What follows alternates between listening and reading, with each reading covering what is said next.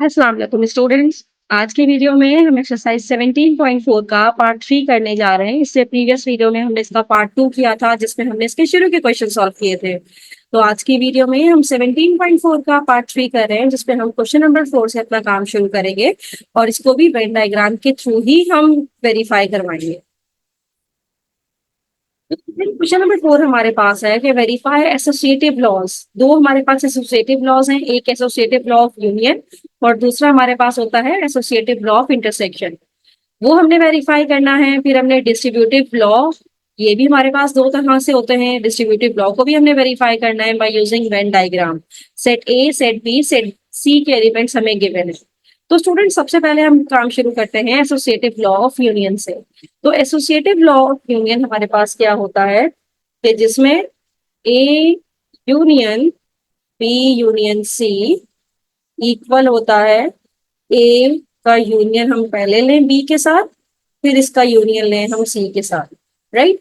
तो सबसे पहले हम क्या करते हैं, इसका लेफ्ट हैंड साइड ले लेते हैं, टेकिंग लेफ्ट हैंड साइड। और सबसे पहले लेफ्ट हैंड साइड में हम बी यूनियन सी को हमने हाईलाइट करना है, लेकिन हम वेन डायग्राम बनाएंगे सबसे पहले। तो इस तरह से पहले बॉक्स होता है, फिर अंदर सेट ए के एलिमेंट्स, फिर कुछ एलिमेंट सेट बी के कॉमन भी होंगे, इस तरह से थोड़ा कॉमन पार्ट भी आ जाएगा। और फिर कुछ ऐसे पार्ट भी होंगे जो कि इस तरह से सेट सी। तो ये मेरे पास हो जाएगा ए,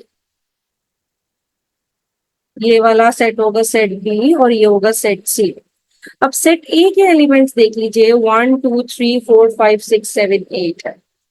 और सेट बी के एलिमेंट्स है 4 6 7 8 9 10। और सी के एलिमेंट्स है 5 7 9 एंड 11। पहले आप लोग क्या करें कि ए और बी के इंटरसेक्शन पॉइंट निकाल लें।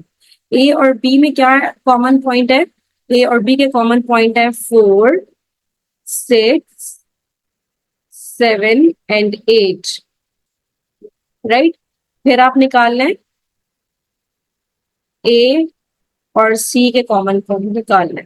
तो ए और सी के कॉमन पॉइंट है 5 एंड 7। 9 तो इसमें है ही नहीं ना ए में। फिर बी इंटरसेक्शन सी आप निकाल लें, इन दोनों के कॉमन पॉइंट्स 7 एंड 9 हो जाएंगे। 7 एंड 9। राइट। अब स्टूडेंट ए इंटरसेक्शन बी, अब यहाँ पे इस तरह से नंबर लिखे हैं कि ए और बी के जो कॉमन पॉइंट्स हैं वो आपके पास यहाँ पे लिखे हुए आ जाए। तो उसको हम प्रॉपर शेप में लिख लेते हैं। स्टूडेंट ए के एलिमेंट्स है, अच्छा बी के साथ जो कॉमन है 4 6 7 8, तो ए और बी का कॉमन रीजन ये है।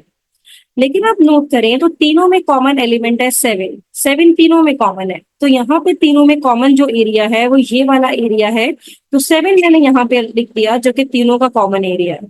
राइट। अब सेट ए के एलिमेंट हमने 1 2 3 तो लिख दिए, बाकी यहाँ पे 4 यहाँ आ जाएगा,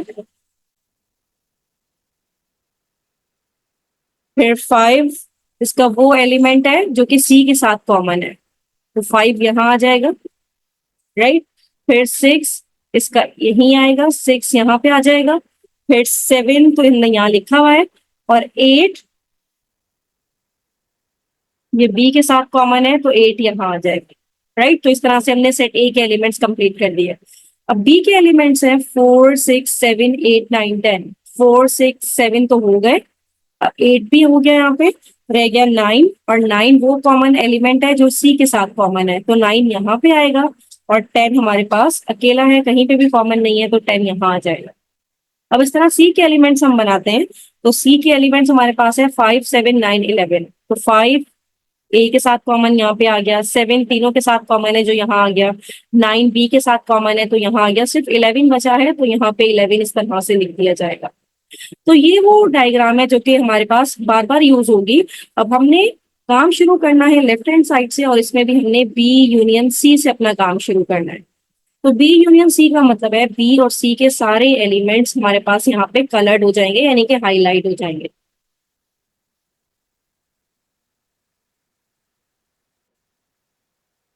तो बी यूनियन सी में हमारे पास जो कॉमन एलिमेंट है ये पूरा बी का सेट और सी का सेट, यानी कि ये वाला पूरा सेट ये तो सेट ए है ना, ये वाला पूरा सेट जो कि बी का सेट है ये वाला कलर हो जाएगा, और सेट सी का ये वाला सेट कॉमन हो जाएगा। ये पूरा आप इसको कलर कर देंगे, राइट। ये दोनों सेट ए को छोड़ के सेट बी और सी आप कलर कर देंगे, इस तरह से बी यूनियन सी आपके पास आ जाएगा। और जब बी यूनियन सी को आप ए के साथ कलर करेंगे, क्योंकि अगले स्टेप में आके हमने मालूम करना है A union B union C के साथ। तो जब बी यूनियन सी ये दोनों कलर हुए हुए हैं, और जब ए के साथ भी इसका यूनियन लेंगे, तो ऑब्वियसली मेरे पास ये तीनों सेट ही कलर हो जाएंगे, ये तीनों सेट कलर हो जाएंगे, राइट। तो इस तरह से A union B union C का रिजल्ट आ जाएगा। ए बी सी तीनों के एलिमेंट्स को हम यूनियन करके लिखते हैं, राइट।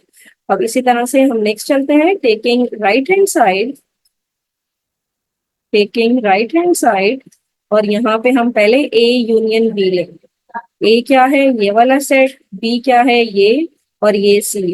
ए यूनियन बी करेंगे तो इसका मतलब ये है कि ये वाला पूरा सेट कलर हो जाएगा, और बी का पूरा सेट, यानी कि ए और बी, इसके एलिमेंट्स आप देख दीजिए, ए और बी ये पूरा इस तरह से कलर हो जाएगा, राइट। और जब इसको हम यूनियन लेंगे इसका सी के साथ, A union B union C, जब इसका यूनियन लेंगे सी के साथ, तो ऑब्वियसली हमारे पास कौन सा, ए बी तो ऑलरेडी कलर थे, और सी भी कलर हमारे पास हो जाएगा, तो तीनों ही हमारे पास कलर हो जाएंगे। तो इस तरह से दोनों साइड इसकी इक्वल आ जाएंगी, यानी कि ए बी और सी जब तीनों हाईलाइट हो जाएंगे, तो मेरे पास A union B union C का आंसर इक्वल आएगा। पहले ए यूनियन बी कर लें, फिर इसका यूनियन ले लें सी के साथ, तो दोनों से रिजल्ट मेरे पास सेम आएगा, हेंस प्रूफ। तो हमने associative law of union bye using Venn diagram यहाँ पे वेरीफाई कर दिया। अब हम करते हैं associative law of intersection. Law of intersection के लिए हमारे पास जो लॉ होता है वो इस तरह से कि A intersection B intersection C हमारे पास लेफ्ट हैंड साइड में आता है, और राइट हैंड साइड में पहले इंटरसेक्शन बी के साथ होता है, फिर इसका इंटरसेक्शन सी के साथ होता है। तो सबसे पहले हमने बी और सी का इंटरसेक्टिंग पॉइंट देखना है क्या है। तो बी और सी का जो इंटरसेक्टिंग पॉइंट है, ये सेट बी है, ये सेट सी है, इन दोनों का जो इंटरसेक्टिंग पॉइंट है वो सिर्फ ये वाला पार्ट है, ये वाला पार्ट, यानी कि 7 और 9 वाला पार्ट। ये वो पार्ट है जो बी और सी का इंटरसेक्टिंग पॉइंट है, राइट। अब इससे अगले स्टेप में जब हम इसी का यानी कि बी इंटरसेक्शन सी का इंटरसेक्शन निकालेंगे ए के साथ, ये काम करेंगे, यानी कि बी इंटरसेक्शन सी जो हमारे पास ये वाला पार्ट हाईलाइट हुआ है, इसका जब कॉमन एलिमेंट निकालेंगे ए के साथ, तो ये वाला कॉमन एलिमेंट बचेगा जो ए के साथ भी कॉमन है, सिर्फ यही रिजल्ट आएगा हमारे पास। तो ये लेफ्ट हैंड साइड का रिजल्ट होगा, राइट। इसी तरह से जब राइट हैंड साइड हम लेंगे तो सबसे पहले हमें ए इंटरसेक्शन बी निकालना है, और ए इंटरसेक्शन बी, ए और बी का कॉमन पार्ट क्या होगा, ये हमारे पास सेट ए है, ये सेट बी है, इन दोनों का जो कॉमन पार्ट होगा वो ये वाला पार्ट है, ए और बी का जो कॉमन पार्ट है, ये वाला पार्ट, ये ए और बी का कॉमन पार्ट है, राइट। और जब हम इसका इंटरसेक्शन लेंगे सी के साथ, यानी कि ए इंटरसेक्शन बी, और अगेन इसका इंटरसेक्शन लेंगे जब सी के साथ, तो कौन सा पार्ट हाईलाइट होगा, वो पार्ट जो सी का भी कॉमन पार्ट है, यानी कि सिर्फ ये वाला पार्ट। तो इस तरह से दोनों साइड से हमारे पास सेम पार्ट हाईलाइट हुआ है, इससे जो हाईलाइट हुआ है वही सेम पार्ट यहाँ पे भी हाईलाइट हुआ है। इसका मतलब ये है कि हमने associative law of intersection verify कर दिया, यानी कि प्रूफ कर दिया, राइट। तो हमने दोनों लॉस कर लिया, एसोसिएटिव लॉ ऑफ यूनियन भी कर लिया, एसोसिएटिव लॉ ऑफ इंटरसेक्शन पे भी हमने बात कर ली। स्टूडेंट डिस्ट्रीब्यूटिव लॉ भी हमारे पास दो हैं। फर्स्ट हमारे पास है distributive law of union over intersection.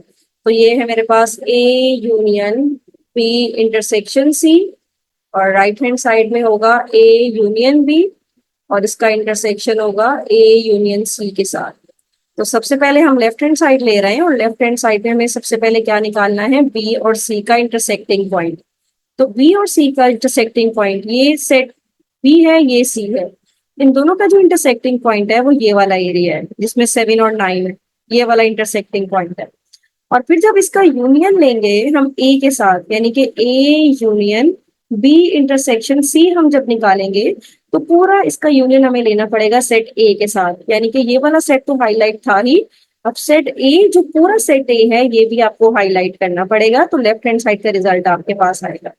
तो इस तरह से ये लेफ्ट हैंड साइड का रिजल्ट हमारे पास आएगा, पूरा सेट ए और बी इंटरसेक्शन सी वाला पार्ट। तो ये लेफ्ट हैंड साइड का रिजल्ट है। जब राइट हैंड साइड में जाएंगे तो सबसे पहले हम ए यूनियन बी निकालेंगे, फिर हम निकालेंगे ए यूनियन सी निकालेंगे, फिर इन दोनों का इंटरसेक्टिंग पॉइंट यानी कि A union B intersection A union C के साथ निकालेंगे, राइट। तो सबसे पहले ए यूनियन बी में देख लेते हैं कौन सा पार्ट हाईलाइट होगा। जो पूरा यूनियन लेना है ना, तो पूरा सेट ए और पूरा सेट बी, सेट सी को छोड़ के ए और बी पूरा यहाँ पे हमारे पास एक कलर हो जाएगा, राइट। और जब ए यूनियन सी निकालेंगे तो ये पूरा ए सेट है, इसको कलर कर देंगे, और ये पूरा सी सेट है और इसको भी कलर कर देंगे। ये दोनों पार्ट हमारे पास हाईलाइट हो जाएंगे।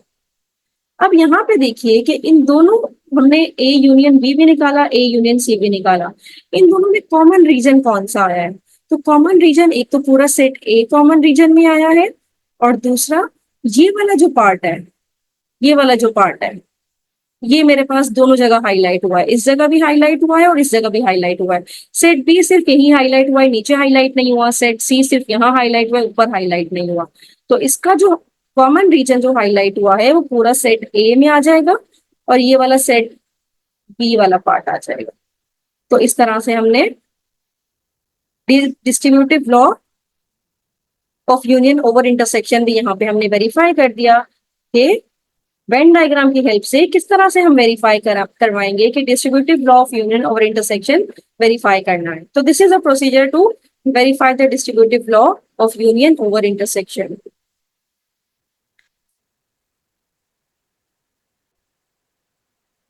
अब हम distributive law of intersection over union करने जा रहे हैं, और ये क्या होता है हमारे पास कि ए, अब इंटरसेक्शन पहले होगा, B union C is equals to A intersection B, और इसका यूनियन हम लेंगे ए इंटरसेक्शन सी के साथ।